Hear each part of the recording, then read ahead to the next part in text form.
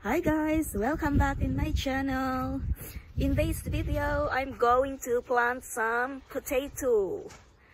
So, I'm going to show you where I'm going to plant the potato in a while. This is the place where I'm going to plant our potatoes, guys. Kasi, ngayon, kumbaga medyo nag-warm na dito sa Denmark ngayon. So, it's good to start to plant some potato. Kasi kahapon, timing din kasi umulan kahapon. So, it's good that mag-start na kaming magtanim ng potato. First pala, anuhin ko pa siya, dig yung yung gamit nito, yung machine na to, i-dig namin yung lupa para magiging soft siya. At saka para ma-scrambled yung mga ng baka, yung mga tain ng baka, fertilizer. So para mahalo siya sa lupa. Ayan fertilizer yan. So para mahalo siya sa lupa, kailangan i-dig namin using with this machine. So that's all.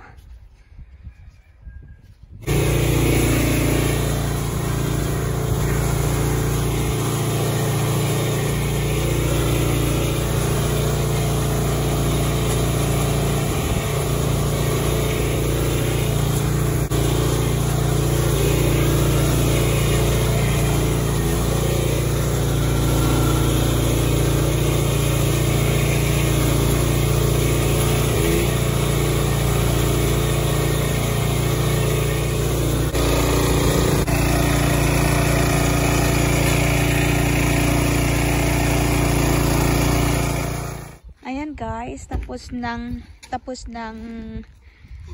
i-dig siya machine. So ang gagawin na lang ay itanim na ang mga potato natin. Nilagyan na namin ng lines para palatandaan. So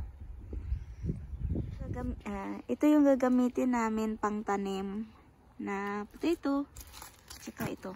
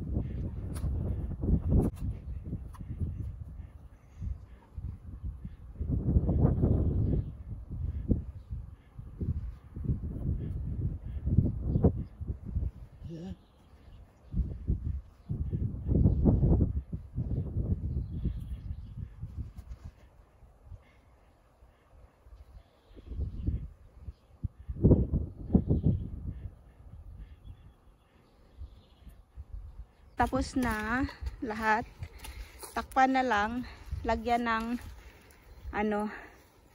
takpan siya para, ayan guys, tinakpan na namin ng para hindi siya mo-frost kung if ever na mag minus or what. Ayan na yung potato na na siya, nag-grow na siya, lumabas na. That's it.